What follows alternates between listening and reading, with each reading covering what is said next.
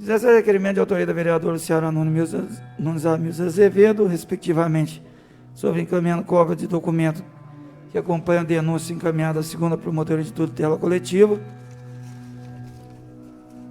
Núcleo de Itaperuna, as seguintes autoridades: Presidente da República, Procurador-Geral da República, Ministro do Meio Ambiente, aos senadores da República Carlos Francisco Portinho, Flávio Nantes Bolsonaro, aos deputados federais Cristino Áureo, Paulo Gustavo, e aos deputados estaduais Nicola Moreira, Charles Batista da Silva, Alexandre Teixeira, ao secretário de Estado de Governo e Relações Institucionais, ao presidente do IBAMA, ao secretário de Desenvolvimento Econômico, Energia e Relações Institucionais, aos presidentes do INEA e ao prefeito municipal.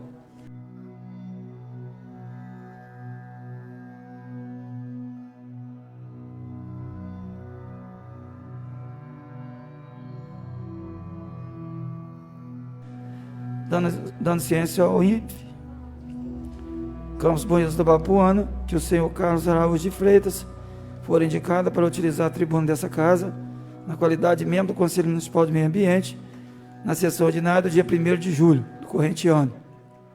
Coloca a ata em discussão, a mesma em votação. Os que aprovam permaneçam como estão. Aprovado por unanimidade.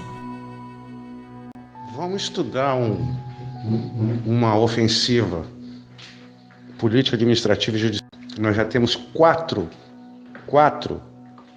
atitudes dela que a gente pode fazer uma denúncia, pedir o afastamento dela da presidência da Câmara e abrir um processo de cassação no mandato dela.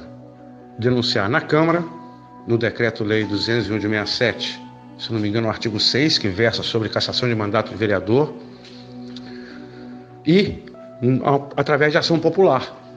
Por quê? Vamos lá, as atitudes dela que comprovam que ela está atuando deliberadamente a favor da construção das PCHs. E o que constitui isso? Ela é presidente de um dos poderes constituídos do município. E tanto na PCH Saltinho quanto na PCH Bom Jesus, nós temos patrimônios históricos do povo bonjesuense protegido por lei de tombamento, aprovado em dezembro passado na Casa de Leis na qual ela preside. Ela está ignorando o patrimônio da memória cultural do povo de Bom Jesus de Itabapoana, que é diferente de um patrimônio público. Por exemplo, um carro da prefeitura é um patrimônio público no qual, se ela se negligenciar e deixar destruir, a gente tem um valor exato para ela ressarcir os cofres públicos. Agora, no caso da Estrada Velha de Calheiros, junto com a Cachoeira da Fumaça, no contexto da história do Padre Preto, e as ruínas do Santa Rosa, são patrimônios inestimáveis, que não tem preço, não tem como você valorar. Então, vamos lá aos atos administrativos e às atitudes políticas dela ali na presidência da Câmara, que atentam contra esses dois patrimônios. A nomeação do advogado da Monex, então WEnergy na época, agora Monex, para ser o procurador-geral da Câmara a título de confiança, um cargo de envergadura política, é de confiança dela.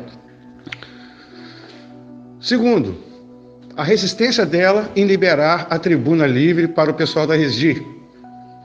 E isso, o Samuel Júnior, somente depois que o Samuel Júnior fez a intervenção, que na sessão seguinte ela liberou a tribuna. Ela resistiu, acho que por 2 sessões. Primeiro negou, depois propôs que fizesse uma reunião interna, sem uso da tribuna, sem transmissão. E por fim, depois que o Samuel protestou, liberou e foi daquele jeito. Tá? O terceiro ato dela, esse é o mais descarado. Ela ter pego o conteúdo da matéria da Alan Gonçalves sobre o inquérito do Ministério Público contra o Rio Life com uma informação mentirosa, mas mesmo assim já foi comprovado que a informação do INEA ao Ministério Público é mentirosa, porque tem o requerimento protocolado por licenciamento. E ela, sem apurar isso, que é a obrigação do município, de um vereador, aliás, exercer a função de fiscalizar, não, ela pegou o conteúdo de uma matéria de um blog sem credibilidade alguma e reportou em ofício institucional para o presidente da República. Isso não foi retirado do expediente e também foi lido hoje, na ata da sessão anterior, a ata foi aprovada com esse teor.